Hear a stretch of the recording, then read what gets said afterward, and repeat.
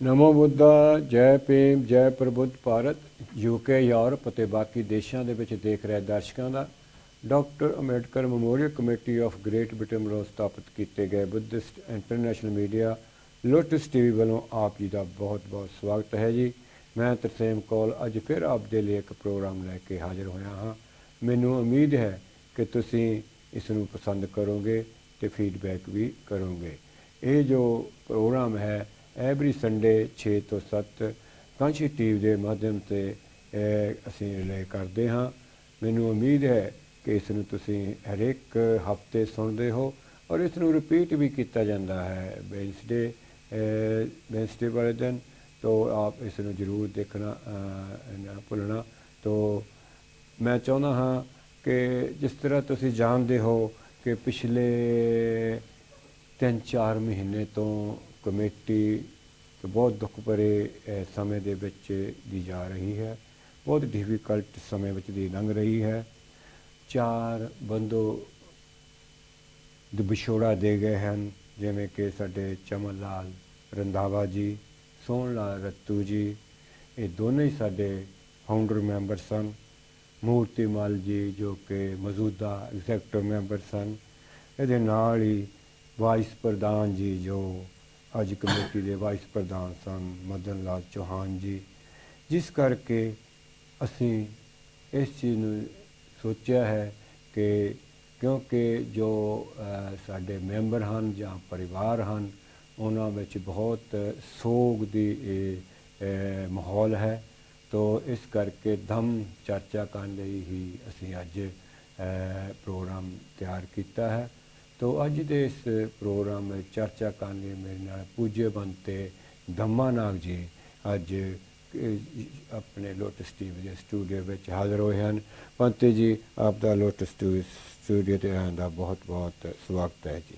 जी, आप सबका नमो बुद्धाय और आप सबको मेरी ओर से यूके तथा यूरोप के सभी दर्शकों को मंगल कामनाएं, मंगल मैत्री, नमो बुद्धाय।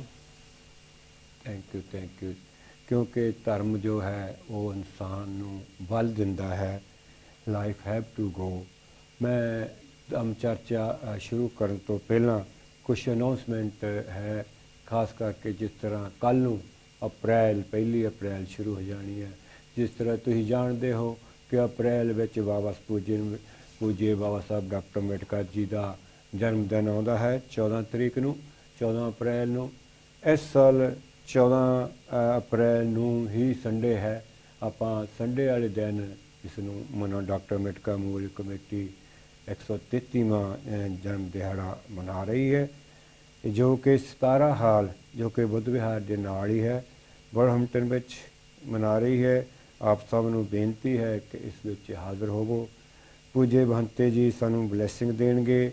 इहदे नाल ही नाल चीफ गेस्ट जो है फकीर चंद चौहान जी उन्हां नूं असीं बेनती कीती है।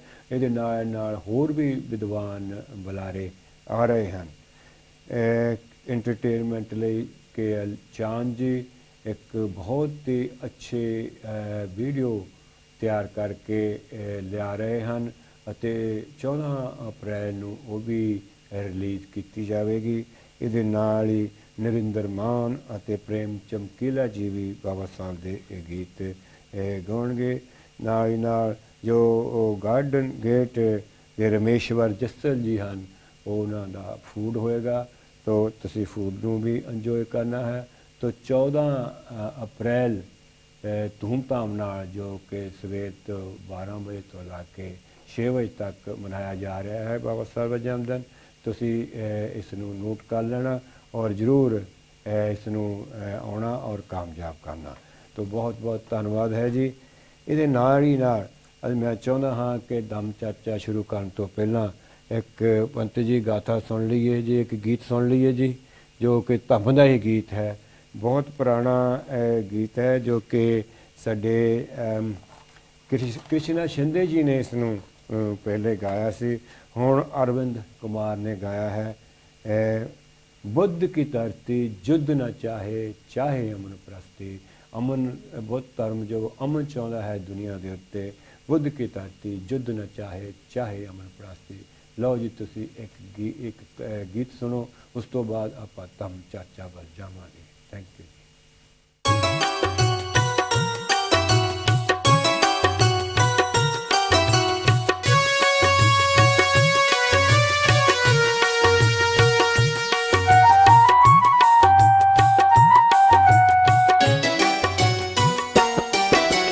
बुद्ध की धरती युद्ध न चाहे, चाहे अमन परस्ती। ये बुद्ध की धरती, ये बुद्ध की धरती युद्ध न चाहे, चाहे अमन परस्ती। ये बुद्ध की धरती। बुद्धं शरणं गच्छामि, धम्मं शरणं गच्छामि, संघं शरणं गच्छामि। ये बुद्ध का भारत प्रबुद्ध भारत, पूर्ण समर्थक शांति का, पूर्ण समर्थक शांति का। सम्मान बड़ा अहिंसा का यहाँ, मुकाल निरर्थक क्रांति का। काल निरर्थक क्रांति का। जगवालो अमन का व्रत लेकर, जगवालो अमन का व्रत लेकर, संसार सवारो भ्रांति का। अहिंसक नीति युद्ध की नीति, धरो अहिंसक नीति। ये बुद्ध की धरती। बुद्धं शरणं गच्छामि, धम्मं शरणं गच्छामि, संघं शरणं गच्छामि। संसार को अपना घर समझो, गौतम ने अमर संदेश दिया। गौतम ने अमर संदेश दिया। जियो स्वयं और जीने दो, औरों को महा उपदेश दिया। औरों को महाउपदेश दिया। मानव को जहाँ मानवता दी, मानव को जहाँ मानवता दी, जीवन को वही उपदेश दिया। है पतन की अर्थी और हो पूर्ति, आदर्शों की पूर्ति। ये बुद्ध की धरती। बुद्धं शरणं गच्छामि, धम्मं शरणं गच्छामि, संघं शरणं गच्छामि। जो बुद्ध ने मानव हित में किया, उस कार्य का उत्तम क्या कहना। उस कार्य का उत्तम क्या कहना। जनहित ही उनका था जीना, जनहित ही उनका था मरना। जनहित ही उनका था मरना। चिर सत्य अहिंसा शांति में, चिर सत्य अहिंसा शांति में, चारित्र्य हमारा हो गहना। रह ज्ञान की ज्योति अखंड जलती, दमके सारी जगती। ये बुद्ध की धरती। ये बुद्ध की धरती युद्ध न चाहे, चाहे अमन परस्ती। ये बुद्ध की धरती। बुद्धं शरणं गच्छामि, धम्मं शरणं गच्छामि, संघं शरणं गच्छामि, बुद्धं शरणं गच्छामि, धम्मं शरणं गच्छामि, संघं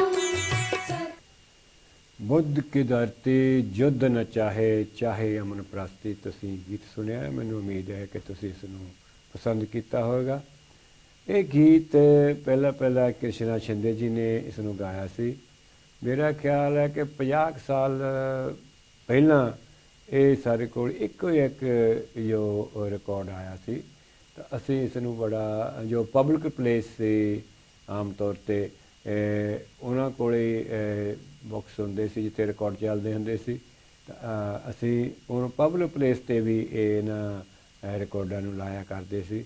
तो सारे तरह के लोग इसमें सुनया करते सी। तो बहुत ही अच्छा गीत है, बुद्ध की धरती युद्ध न चाहे चाहे अमन प्रस्ती। तो पंत जी, कमेटी पिछले 3-4 महीने तो बड़ी दुख भरी घड़ी विच गुजर रही है। असी चाहुंदे हां कि साडे दर्शकां नूं, उन्हां परिवारां नूं बुद्धबाणी बारे कुछ जानकारी दिओ, ताकि उन्हां परिवारां नूं हौसला मिले, बल मिले। जी, कि कुछ बुद्धबाणी सानूं दसो जी।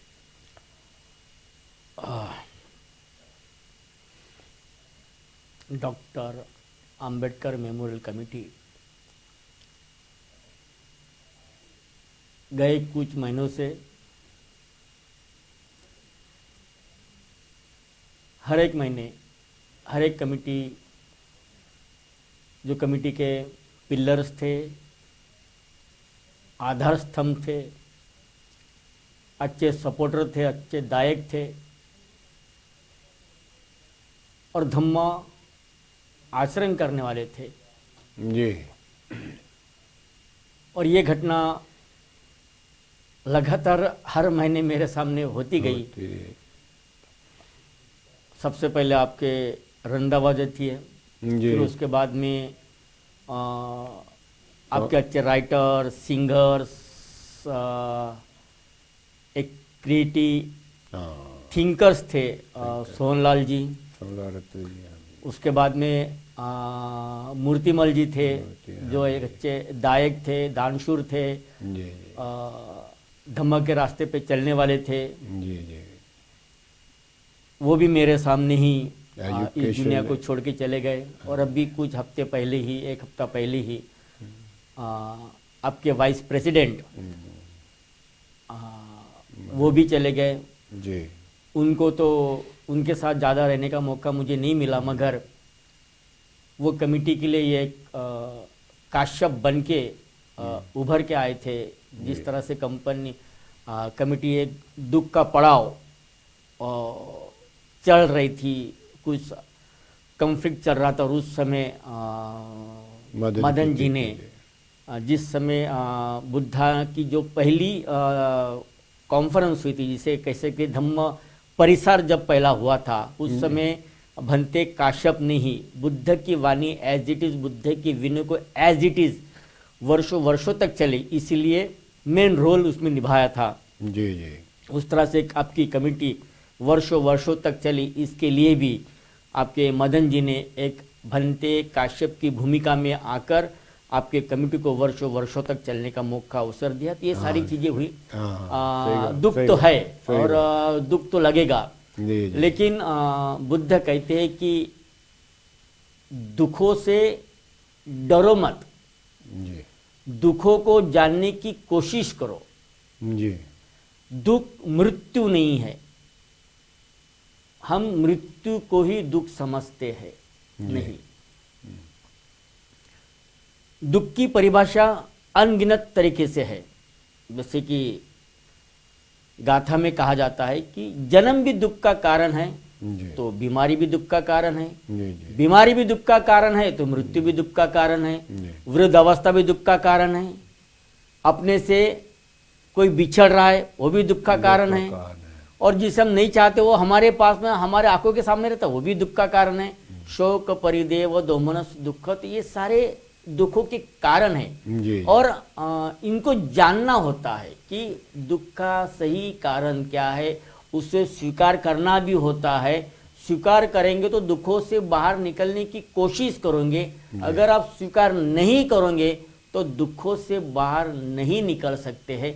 इसलिए सबसे पहले बुद्ध कहते कि दुख को ही जानो, और ये संसार ही दुख है, ये दुनिया ही दुख से ग्रस्त है। और जब तक इस दुखी ग्रस्त दुनिया को जानेंगे नहीं, तब तक इस दुनिया में जीवन जीने का आनंद भी प्राप्त नहीं होगा।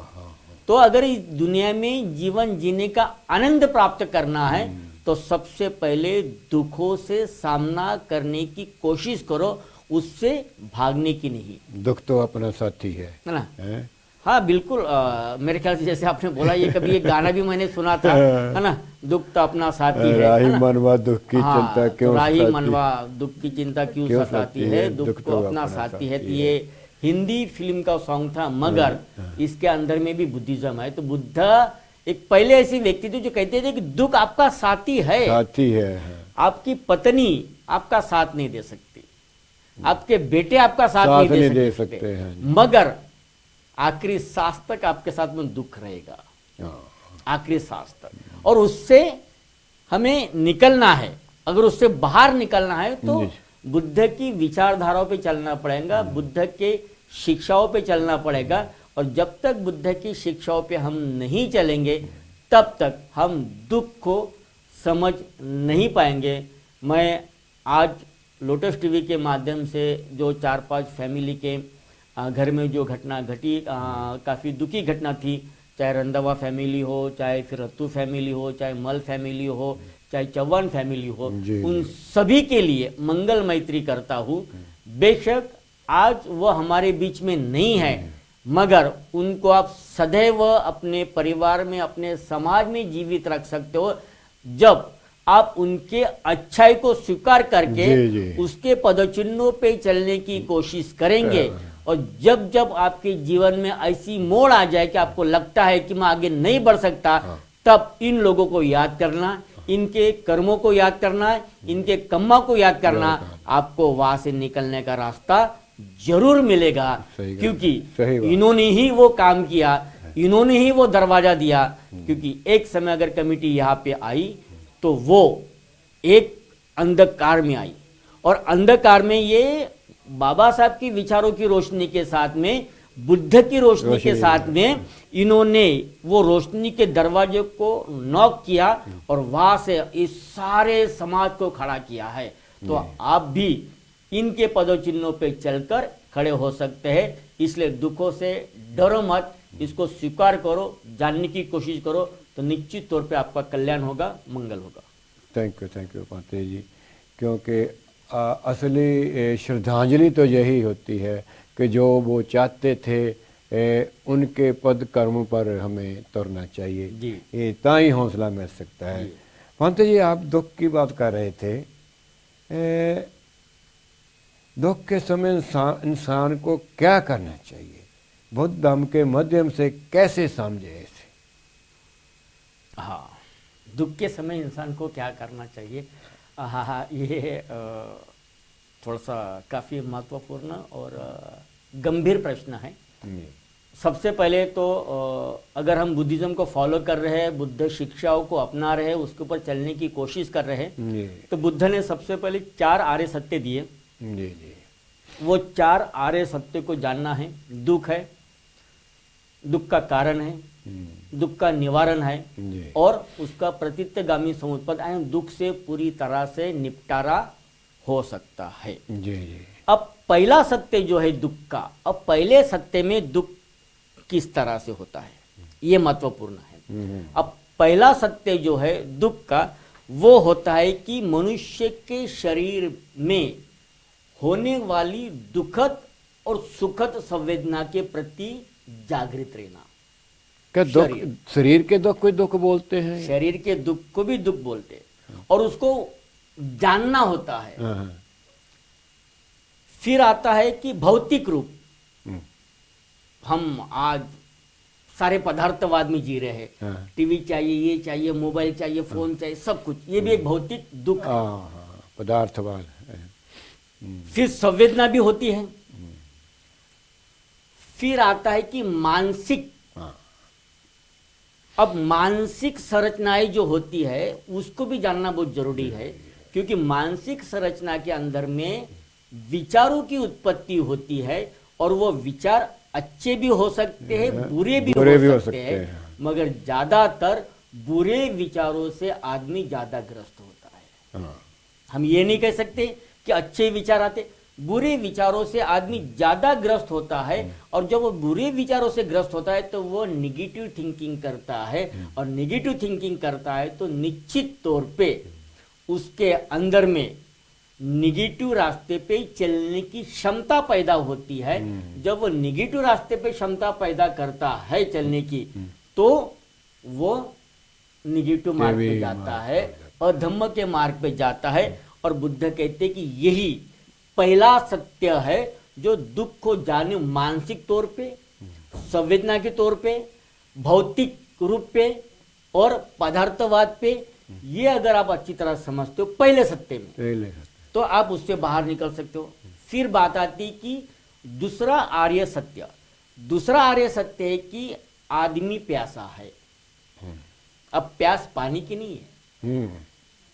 आप बोलेंगे कि भंते जी आदमी प्यासा है तो एक बोतल पी लो। नहीं, आदमी पानी का प्यासा नहीं है। आदमी प्यासा है धन, दौलत, शोहरत, इन चीज का। धन, दौलत, शोहरत, उसमें औरत भी आ गई, यानी आदमी के प्रति वासना आ गई, आदमी के प्रति प्यास आ गई, अब आदमी के प्रति घृणा भी आ गई, अब आदमी के प्रति, दूसरे के प्रति जेलस भी आई, तो आएगी फिर। और जब तक ये सारी चीजें हैं जी, तो आदमी तो दुखी होगा। अब इन चारों चीजों से, अज्ञान से, वासना से, तृष्णा से, प्यास से, भ्रम से, इन जीवन चक्कर से बाहर निकलना ही दुखों से मुक्ति हो सकती है। मगर ये तब तक संभव नहीं है जब तक हमको धम्म का रास्ता समझ में नहीं आया। जब तक हमको मिडल पाथवे समझ में आए तब तक ये संभव नहीं है। ये दूसरा कारण है।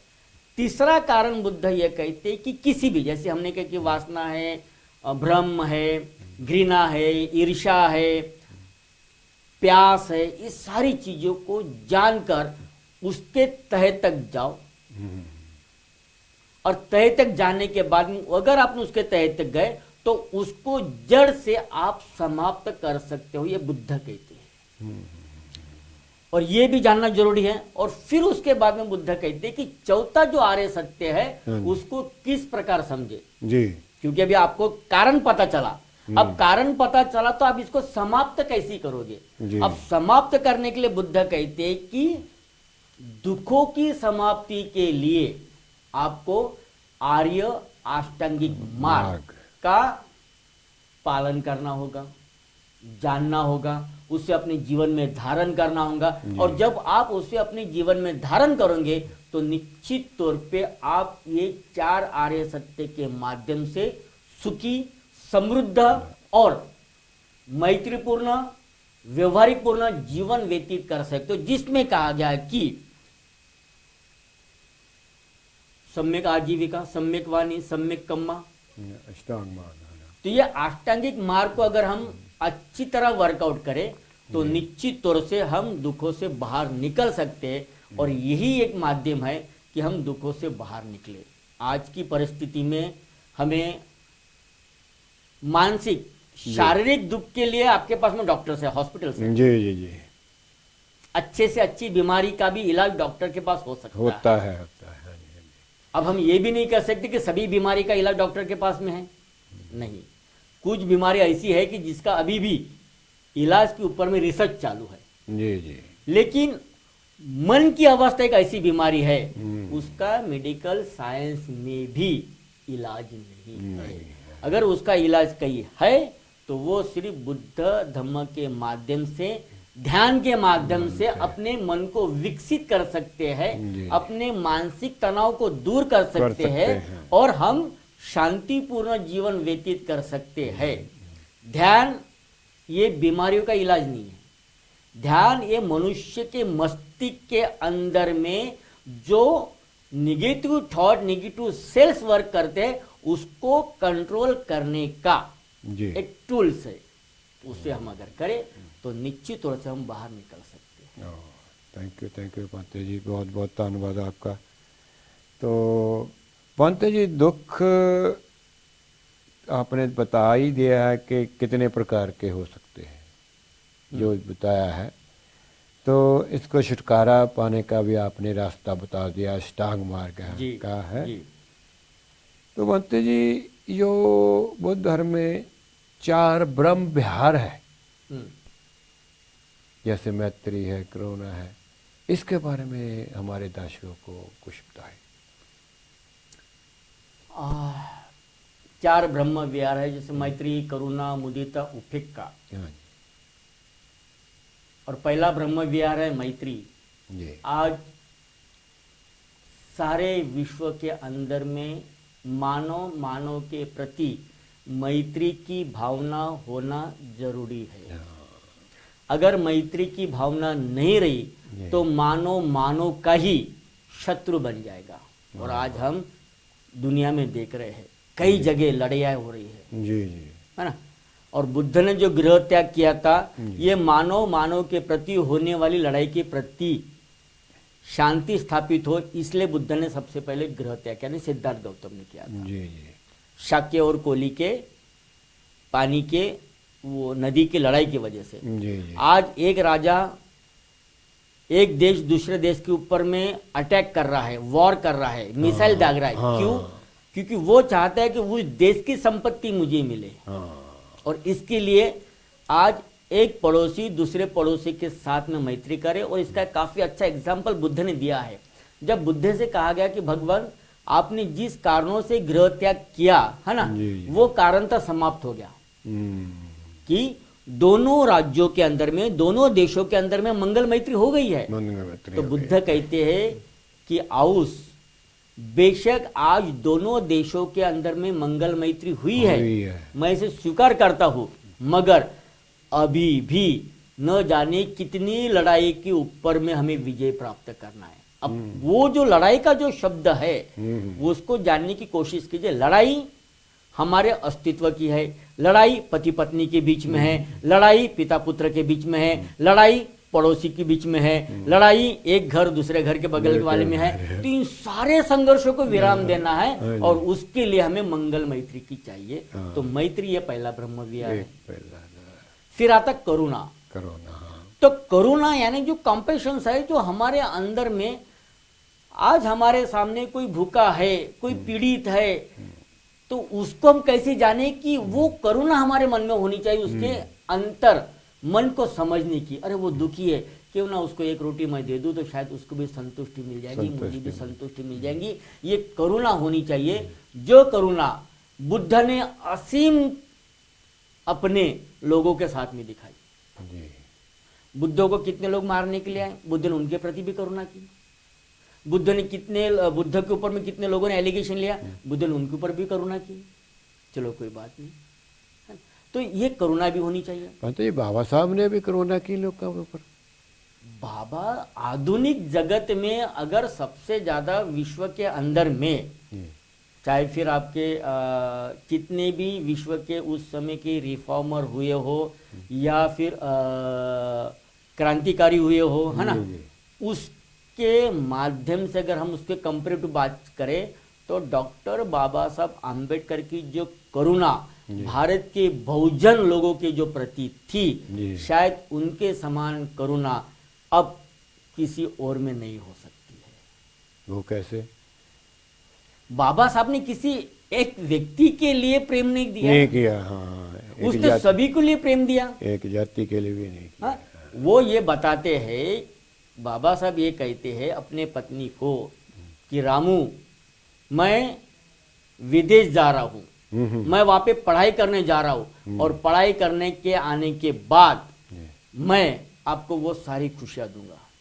लेकिन बाबा साहब अपने पत्नी को भी खुशियां नहीं दे पाए, बाबा साहब अपने बेटे को भी खुशियां नहीं दे पाए। लेकिन बाबा साहब ने उस समय ये थिंकिंग की, अगर मैं मेरे समान आदमी विद्वान विद्वत्ता के भट्टी में तप कर उसके साथ में यहाँ की जो व्यवस्था है उस तरह का दुर्व्यवहार करती है, तो यहाँ पे जिनके सामने शिक्षा का दरवाजा भी नहीं खुला, जिन्हें किताब तक नहीं देखी, उनके साथ यहाँ की जो व्यवस्था थी उस समय की, वो किस तरह से व्यवहार करती होंगी। तब बाबा साहब के मन में जो करुणा जागी समाज के प्रति, इनकी उत्पत्ति के प्रति, इनके विकास के प्रति, इनके मूलभूत अधिकारों के प्रति, इनके फंडामेंटल राइट्स के प्रति, ह्यूमन राइट्स के प्रति, वो शायद ही विश्व में किसी और के मन में करुणा जाग सकती है।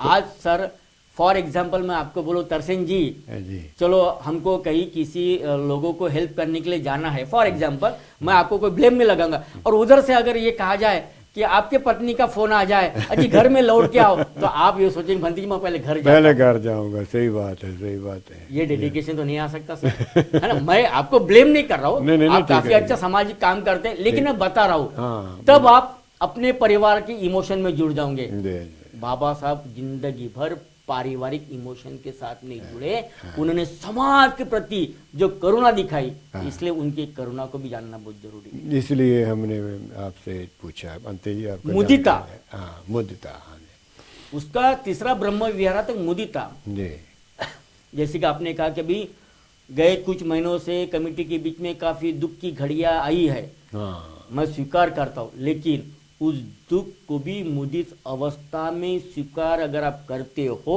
तो आप दुख से बाहर निकल सकते हो।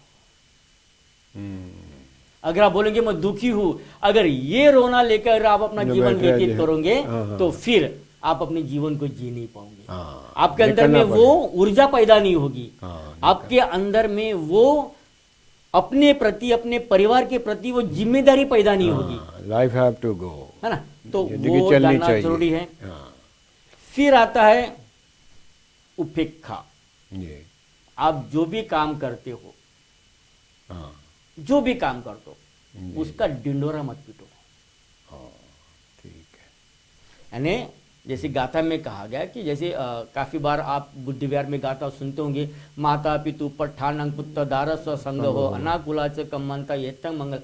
माता पिता ने, आप भी एक पिता हो, जी आपसे ही मैं सवाल कर दूं कि आपने अपने बच्चों का पालन पोषण इसलिए किया कि वो बुढ़ापे में आपकी लाठी बने, या आपने अपने बच्चों का पालन पोषण इसलिए किया कि आपने अपने कर्तव्य का निर्वाह किया, आपने अपने कर्तव्य का निर्वाह किया।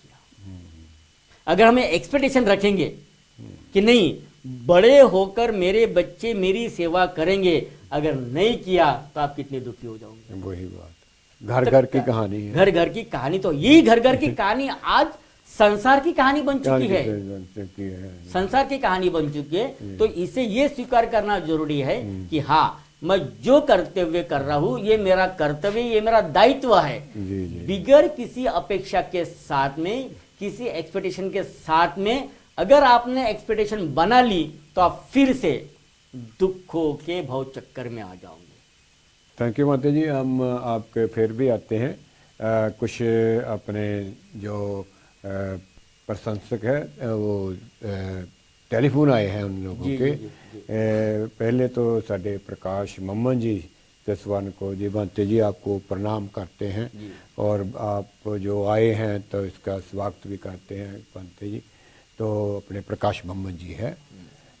KL चांद बेडफोर्ड तो इंडिया तो बोलते वापस आ गए हैं, तो वेलकम जी ਤੁਹਾਨੂੰ ਇੰਗਲੈਂਡ UK ਵਾਪਸ ਆਉਣ ਦਾ। ਤੇ ਇਸੇ ਤਰ੍ਹਾਂ ਜਿਸ ਤਰ੍ਹਾਂ ਪਹਿਲਾਂ ਜੁੜੇ ਰਹੇ ਸੀ ਸਾਡੇ ਨਾਲ ਲੋਟਸ ਟੀਮ ਨੇ, ਇਸ ਤਰ੍ਹਾਂ ਜੁੜੇ ਰਹਿਣਾ। तो एक बार फिर वेलकम है ਤੁਹਾਡਾ UK ਆਉਣ ਦਾ। तो सोढ़ी राम जसल जी, कमलेश जसल जी भंते जी ਨੂੰ प्रणाम कर रहे हैं।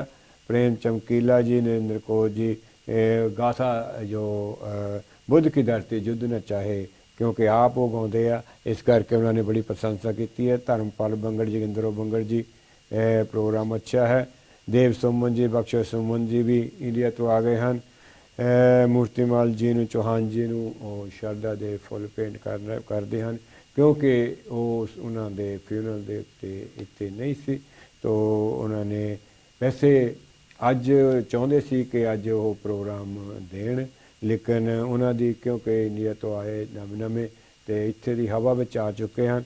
तो कोई नहीं, अगले हफ्ते वो फिर आपके सामने आउणगे। तो चौहान जी ਨੂੰ और मल साहब ਨੂੰ अपनी शरधा ਦੇ फुੱਲ भेंट करके श्रद्धांजलि अर्पण करते हैं। मिंदो रत्तू जी, अनीश रत्तू जी, परिया रत्तू जी प्रोग्राम देख रहे हैं। ये नाल गुरदेव कौर नाल लिया माया अंजना भी प्रोग्राम देख रहे हैं। पंत जी को प्रणाम कर रहे हैं। दीवान मिंद्रा जी वो पंत जी को प्रणाम कर रहे हैं। श्याम लाल कैन जी गीत पसंद कर रहे हैं। मुल्ख राज बदन जी, शीश बदन जी प्रोग्राम बहुत अच्छा है, पंत जी ਨੂੰ ਪ੍ਰਣਾਮ ਕਰ ਰਿਹਾ ਹੈ। ਆਂਟੀ ਨੰਜੋ ਜੀ ਪ੍ਰੋਗਰਾਮ ਨੂੰ ਪਸੰਦ ਕਰ ਰਿਹਾ ਹੈ, ਪੰਤ ਜੀ ਨੂੰ ਪ੍ਰਣਾਮ ਕਰ ਰਿਹਾ ਹੈ। ਇਹਦੇ ਨਾਲ ਹੀ ਨਾਲ ਹਰਮੇਸ਼ ਜੱਸਲ ਸਤਿਆ ਜੱਸਲ ਦੀ ਪ੍ਰੋਗਰਾਮ ਨੂੰ ਪਸੰਦ ਕਰ ਰਿਹਾ ਹੈ, ਪੰਤ ਜੀ ਨੂੰ ਪ੍ਰਣਾਮ ਕਰ ਰਿਹਾ ਹੈ। ਨਰਮਲ ਭਾਟੀਆ ਜੀ ਪ੍ਰੋਗਰਾਮ ਵਧੀਆ ਹੈ ਜੀ। ਸਤਿਆ ਸਦਲਨ ਸ਼ਾਦੀ ਸਦਲਨ ਜੀ ਪ੍ਰੋਗਰਾਮ ਨੂੰ ਪਸੰਦ ਕਰ ਰਿਹਾ ਹੈ, ਪੰਤ ਜੀ ਨੂੰ ਪ੍ਰਣਾਮ ਕਰ ਰਿਹਾ ਹੈ। ਅਮਿਤਾਭ ਕੌਲਧਰ ਜੀ ਅਮਿਤਾਭ ਕੌਲਧਰ ਜੀ ਅਤੇ ਦਰਸ਼ਨਾ ਕੌਲਧਰ ਜੀ ਪ੍ਰੋਗਰਾਮ ਨੂੰ ਸ਼ਲਾਘਾ ਕਰਦੇ ਹਨ ਅਤੇ ਨਾਲ ਨਾਲ ਦੀਸ਼ ਦਾਦਰਾ ਸਮਿਤਰੀ ਦਾਦਰਾ ਜੀ ਪੰਤ ਜੀ ਉਹਨਾਂ ਨੂੰ ਪ੍ਰਣਾਮ ਕਰ ਰਹੇ ਆ। ਇਹਦੇ ਨਾਲ ਹੀ ਨਾਲ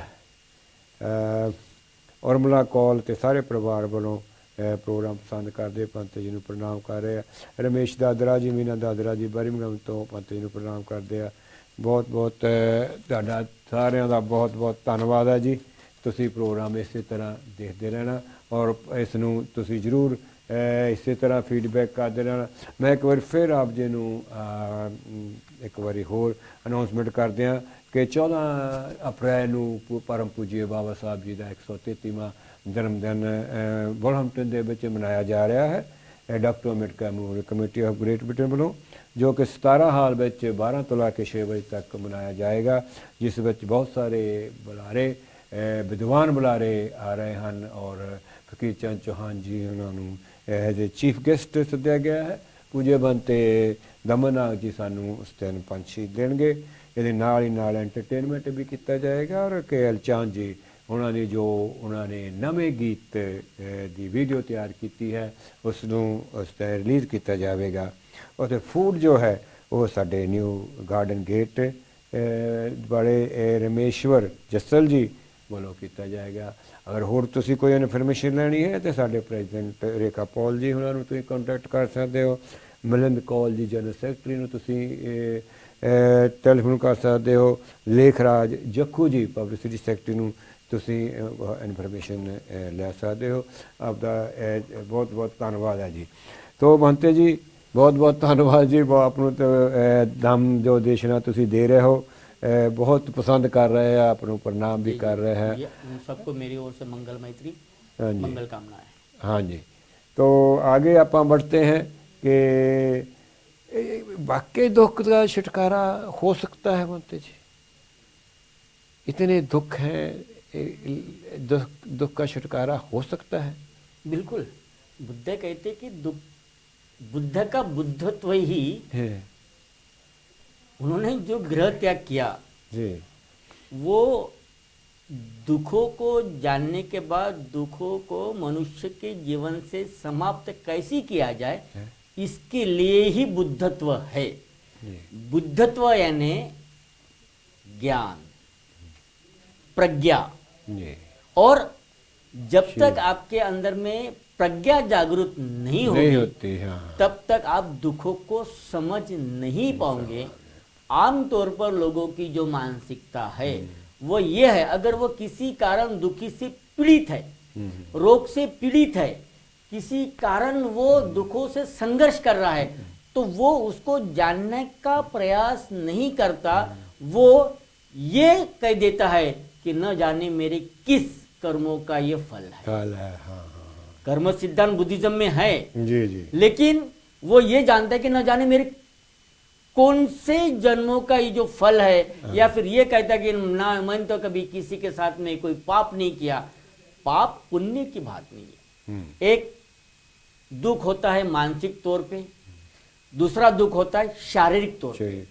शारीरिक तौर का दुख ये मेडिकल साइंस के माध्यम से क्लियर हो सकता है। अब मानसिक तौर का जो दुख है, क्रोध भी दुख है, ईर्ष्या भी दुख है, द्वेष भी दुख है, निंदा भी दुख है, किसी के साथ में ज्वेलस करना ये भी दुख है ना। तो किसी को डाइजेस्ट नहीं करना ये भी दुख है। ये सारे दुखों के कारण हैं। अब हम इनको नहीं जानते।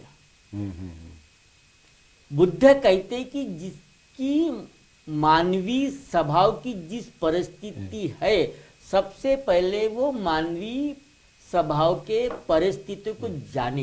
पंत जी वो दुख की जो परिया भी दुख है, परिया भी दुख है, वो जो गाथा है वो पाली में जो है जाति भी दुख का है, हाँ जरा भी दुख का है, पीओपी दुख का है, अपीओपी दुख का है, शोक परिदेव दोमन से दुख का है। हाँ लेकिन बुद्ध कहते कि संसार के अंदर में सब्बे संखारा अनिच्चाति, हाँ ये पहली बात कही। फिर दूसरी बात की कि सब्बे संखारा दुखाती। फिर तीसरी बात की सब्बे संखारा अनिच्चाति। यानी हम ये सबसे पहले जाने कि वायुमंडल के अंदर में जितनी भी घटना होती है वो किसी ना किसी कारण दुखों का माध्यम होती है वायुमंडल के अंदर। लेकिन हम वो तो जानते नहीं। बच्चा है, बच्चे को कोई चीज पसंद आई, उसको लगा कि ये चीज मुझे नहीं मिल रही तो वो रोना चालू कर रहा, तो वो भी दुख का कारण है। जी जी क्योंकि ये इंद्रिय जागृत हो जाते। जब ये इंद्रिय जागृत हो जाती, जिससे कहते हैं कि 5 स्कंद, नाम, रूप, विज्ञा, संज्ञा, संखारा, जी जी और इनके माध्यम से आदमी दुख में ग्रस्त होता है। फिर ये 5 जिसे कहता है कि 5 संज्ञा स्कंद जागृत होते, उसके साथ साथ फिर जी 6 इंद्रिय जागृत हो जाते हैं। 6 इंद्रिय जागृत हो गए तो फिर मनुष्य और ज्यादा वो 6 इंद्रियों के स्वभाव को जानने के बजाय वो डायरेक्ट अपना जीवन व्यतीत करता है। अभी आपके सामने अगर हम कहीं जा रहे हैं, हमारी नाकों की नलिका का 2 स्वभाव है, अच्छा सूंघना या बुरा सुनना। अगर हमको कहीं दुर्गंध आती है तो हम दुखी हो जाते हैं। तो दुखी क्यों हुए? क्योंकि ये नाकों ने इस तरह से दुर्गंध सुनी और वो मन ने स्वीकार की, और मन ने फिर विचार किया कि ये गंदा है। गंदा है। शरीर ने तो विचार नहीं किया ना। नहीं। शरीर कुछ भी सोचता नहीं। जो कुछ सोचता है मन सोचता है। तो ये जो 6 इंद्रिय है आपके मन को नियंत्रित करती है। जी जी तो मन अगर ये 6 इंद्रियों को नियंत्रित करे हाँ तो हम उसमें से बाहर निकल सकते हैं। सही बात है। तो हम वो प्रयास करना चाहिए। और इसीलिए बुद्ध कहते हैं कि एक अनेक जाति संकारा खंड विसंग अनिविसंग, यानी कहते हैं कि मैं तो बार बार जन्म ले रहा हूं और बार बार जन्म लेके बार बार मृत्यु को प्राप्त हो रहा हूं। अब इसको किसी और एंगल से मत देखिए। मैं बार बार जन्म ले रहा हूं और बार बार मृत्यु को प्राप्त हो रहा हूं, यानी मैं वो दुख के कारण को जान ही नहीं रहा। जान ही नहीं रहा, इसलिए हम दुख में है। नहीं तो लोग कहेंगे कि बार बार जन्म आने फिर मृत्यु हो गया, फिर जन्म हो गया। ऐसी नहीं है। बार बार जन्म लेना और बार बार मृत्यु को प्राप्त होना, यानी हम अज्ञानतावश रोज मृत्यु को प्राप्त हो रहे हैं और रोज जन्म ले रहे हैं। तो उससे बाहर निकलो। जानो कि अज्ञान ही आपके मेन दुखों का कारण है। और इसलिए बुद्ध कहते हैं कि बुद्ध का जो ज्ञान है वो ये है कि अब तक मैं अज्ञानता के कारण इस भव चक्कर के जीवन में पीड़ित था, दुखित था। अब मुझे वो ज्ञान मिला कि मनुष्य दुखी क्यों है। और तब जाके धम्म चक्र पवतन सुत्त की देशना बुद्ध ने दी। और तब जाके बुद्ध की देशना सुनते सुनते सुनते न जाने कितने लोग अरहत, श्रोतापन्न, सकृदागामी, अनागामी अवस्था तक पहुंचे। और से सिर्फ भारत तक नहीं, तो आज बुद्ध के ज्ञान से सारा विश्व बुद्ध के ज्ञान की ओर आकर्षित हो रहा है। कि बुद्ध दिवस जो शिक्षा दे रहा, जो टीचिंग दे रहा, जो बुद्ध की डॉक्टरिंग है, वो आज मनुष्य को वर्तमान में सुखी रख सकती है। अगर वर्तमान में सुखी है तो निश्चित तौर पे वो भविष्य में सुखी हो सकता है। सुखी होगा। बहुत बहुत धन्यवाद जी मंत्री जी। फिर भी आप बाल आने कुछ और टेलीफोन आया जी। बलदेव राज रल जी बर्मिंघम तो बड़े प्यार नाल जय भीम नमो बुद्धा कह रहे हैं, पंत जी ਨੂੰ प्रणाम कर रहे हैं। फकीर चंद चौहान गुरदेवो चौहान बर्मिंघम तो प्रोग्राम की शलाघा करते हैं, पंत जी ਨੂੰ प्रणाम कर रहे हैं। हरी चावला लंडन तो प्रोग्राम ਨੂੰ पसंद कर रहे हैं, पंत जी का पंत जी ने धन्यवाद कर रहे हैं। नाल चमन बिरदी ये परिवारों साउथ हाल तो पंते जी का धन्यवाद करते हैं। प्रवचन बहुत अच्छे है पंते जी। लंडन तो बर्मिंघम तो वुलहैम्पटन तो दूर दूर तो पंते जी लोग पसंद कर रहे हैं। उन्हें तम बाणी ਕਿਉਂਕਿ ਫੁੱਲ ਮੂਨ ਡੇ 25 ਤਰੀਕ ਨੂੰ ਫੁੱਲ ਮੂਨ ਡੇ ਵੀ ਸੀ ਬੰਤੇ ਜੀ। ਤੋ ਉਹ ਇਸ ਮਹੀਨੇ ਦੀ ਫੁੱਲ ਮੂਨ ਡੇ ਦੀ ਕੀ ਵਿਸ਼ੇਸ਼ਤਾ ਸੀ, ਕੀ ਮਹੱਤਤਾ ਸੀ, ਇਸ ਬਾਰੇ ਵੀ ਆਪ कुछ दर्शकों को जानकारी देंगे? जी बिल्कुल। समय के हिसाब से मैं आपको बताना चाहूँगा कि मार्च महीने में जो फुल मून डे आता है उसको फाल्गुन फुल मून डे कहते हैं, फाल्गुनी पूर्णिमा कहते हैं। और इसके भी कुछ महत्वपूर्ण घटना बुद्ध शासन में घटी है। जैसे कि फाल्गुन पूर्णिमा के अवसर पर बुद्ध ने यानी सिद्धार्थ गौतम ने कहा था अपने परिवारों से कि कपिल वस्तु के जनवासियों से कि अगर मुझे जीवन में बुद्धत्व प्राप्त हुआ तो मैं निश्चित तौर पे कपिल वस्तु आऊँगा और आप लोगों को दर्शन दूंगा। तो इस फाल्गुन पूर्णिमा के अवसर पर बुद्ध कपिल वस्तु गए थे। जब बुद्ध कपिल वस्तु गए थे तो दूसरी घटना ये घटी कि सिद्धार्थ गौतम का जो पुत्र था राहुल, बुद्ध का कोई पुत्र नहीं था, सिद्धार्थ गौतम का जो पुत्र था राहुल, मगर यशोधरा जो कहती है कि यही तुह पिता नरसी हो, यानी नरों के नर जो है ये तेरे पिता है और फिर आप इस पिता से उत्तरदायित्व मांगो। राहुल अनजान था, नासमझ था, वो पिता के पास में जाता उत्तरदायित्व मांगता है। तो बुद्ध तो बिल्कुल कुछ भी नहीं था, है ना। तो बुद्ध उसको चीवर दे देते। तो राहुल की दीक्षा फाल्गुन पूर्णिमा के दिन हुई। सेकंड, सिद्धार्थ गौतम का जो भाई था नंद, उसकी भी दीक्षा फाल्गुन पूर्णिमा के दिन हुई। और एक सबसे बड़ी महत्वपूर्ण घटना आती कि आज ही के फाल्गुन पूर्णिमा के अवसर पर जिससे लोग पूरे विश्व में होली के नाम से जानते हैं, वह हिरण्यकाश्यप की बेटी थी, प्रहलाद की बहन थी। और हिरण्यकाश्यप को मारकर असुरों लोगों के माध्यम से प्रहलाद के साथ में उस देश के ऊपर में राज करने की प्रयास की जा रही थी। और जब ये होलिका को समझ में आया तो होलिका अपने भाई को वहां से निकालकर सही मार्ग पे लाना चाहती थी, मगर लोगों ने उसे जानकर उनके राजस्व को खतरा ना हो इसलिए होलिका को रंग बेरंग करके उसका चेहरा रिंग भिंग करके उसे जला दिया। और जलाने के बाद में ये घोषणा कर दी कि होलिका को ये शक्ति प्राप्त थी कि वो अग्नि में जल नहीं सकती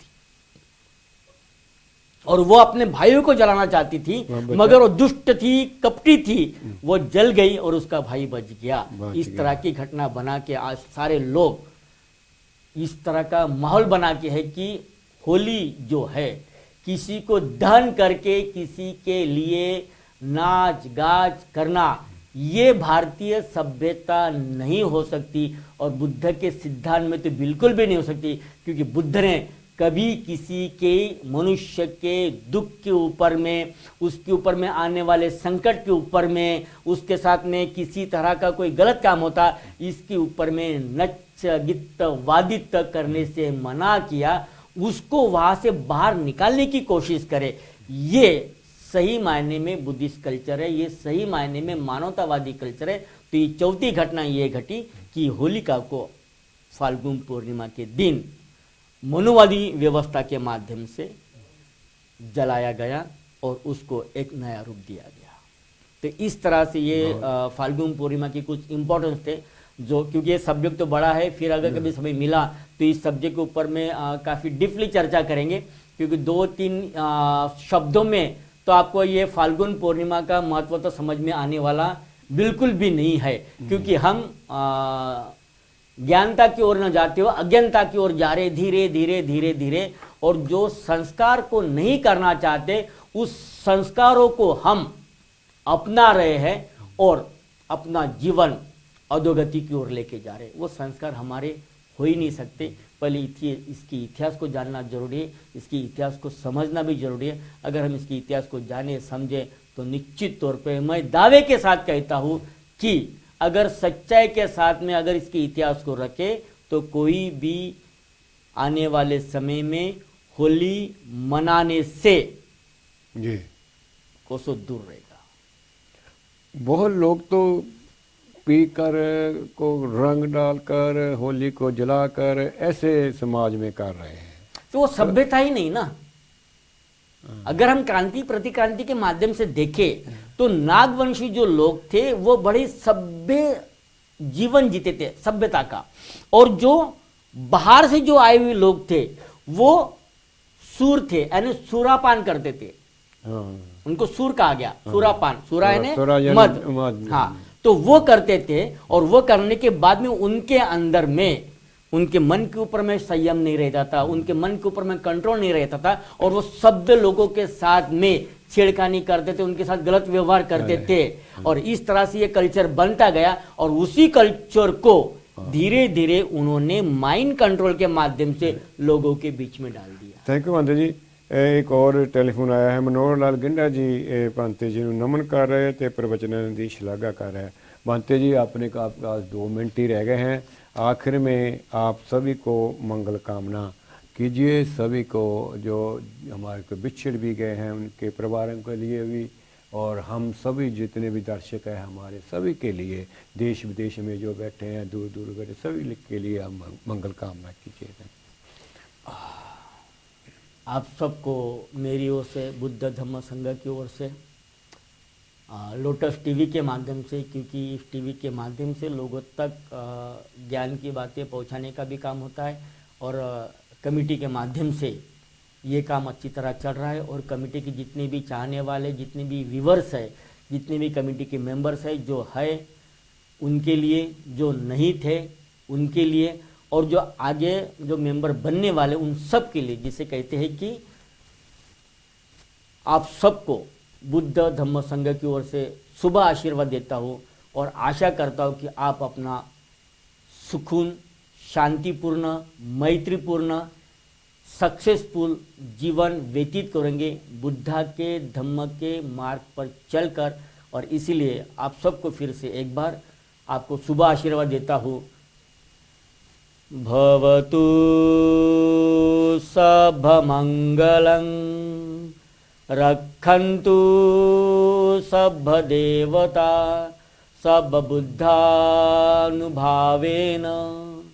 सर्वधम्मानुभावेन, सर्वसंघानुभावेन, सदा सोत्थि भवन्तु ते। साधु साधु साधु। बुद्ध धम्म संघ के माध्यम से आप सभी के जीवन का संरक्षण हो, और आशा करता हूँ कि आप सभी बुद्ध के मार्ग पर चलते हुए अपना जीवन सुख और शांति के साथ में व्यतीत करेंगे, मैत्रीपूर्ण व्यतीत करेंगे। क्योंकि आज सब कुछ है, मगर हम दोनों के बीच में मैत्री नहीं है, तो मैत्री स्थापित करने की कोशिश करें। निश्चित तौर पे आप सबका कल्याण होगा, सारे संसार का कल्याण होगा। बहुत बहुत धन्यवाद जी। प्रोग्राम समाप्त है। फिर मिलेंगे। कोई गलती हो तो माफ़ करना। भांते जी फिर भी तो प्रोग्राम चाहेंगे। नमो बुद्धा। जय भीम। जय प्रबुद्ध भारत।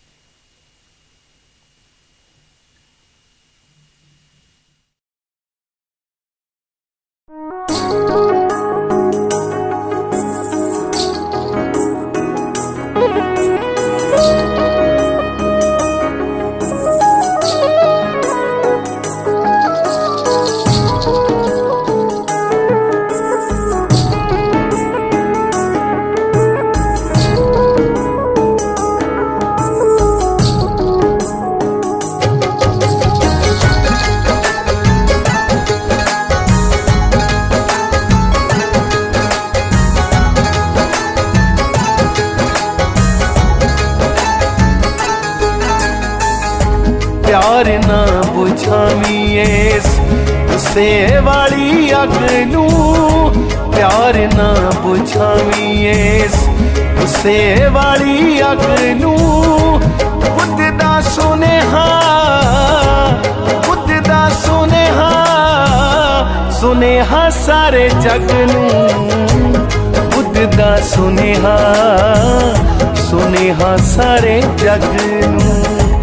बुद्ध दा सुनेहा, सुनेहा सारे जग नू।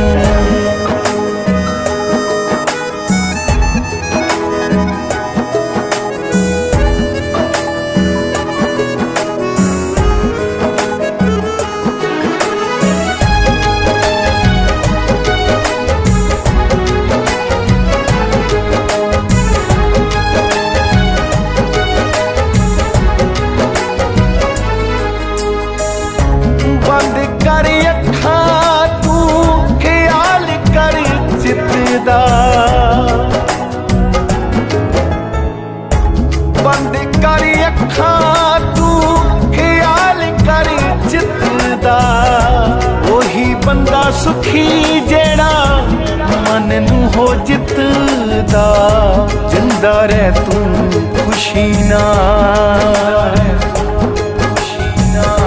ਜਿੰਦਾ ਰਹਿ ਤੂੰ ਖੁਸ਼ੀ ਨਾਲ, ਜੀਣ ਦੇ ਸਭ ਨੂੰ ਬੁੱਧ ਦਾ ਸੁਨੇਹਾ, ਬੁੱਧ ਦਾ ਸੁਨੇਹਾ, ਸੁਨੇਹਾ ਸਾਰੇ ਜਗ ਨੂੰ, ਬੁੱਧ ਦਾ ਸੁਨੇਹਾ, ਸੁਨੇਹਾ ਸਾਰੇ ਜਗ ਨੂੰ, ਬੁੱਧ ਦਾ ਸੁਨੇਹਾ, ਸੁਨੇਹਾ ਸਾਰੇ ਜਗ ਨੂੰ।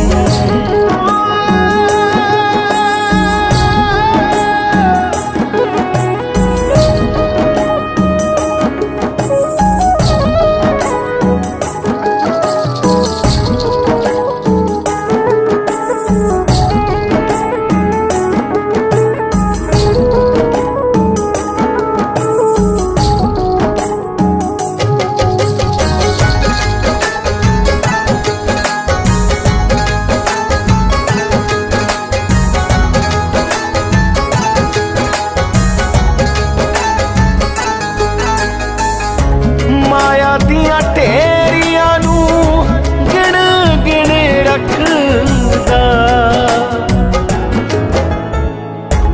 ਮਾਇਆ ਦੀਆਂ ਢੇਰੀਆਂ ਨੂੰ ਗਿਣ ਗਿਣ ਰੱਖਦਾ, ਆਪਣੀ ਜ਼ਮੀਨ ਨੂੰ ਤੂੰ ਮਿਣ ਮਿਣ ਰੱਖਦਾ, ਰਾਤ ਦਿਨ ਪਾੜੀ ਜਾਵੇਂ, ਰਾਤ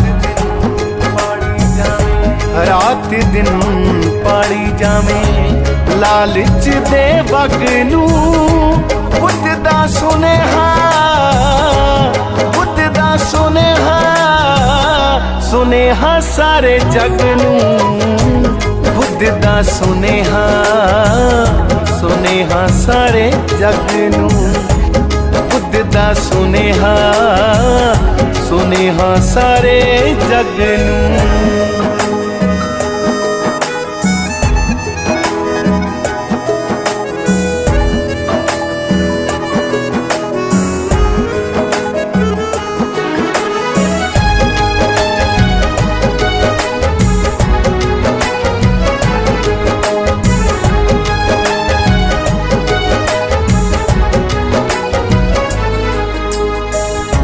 ਗੁੱਸੇ ਵਿੱਚ ਆ ਕੇ ਜੇ ਗੱਲ ਕੋਈ ਕਹਿ ਗਿਆ,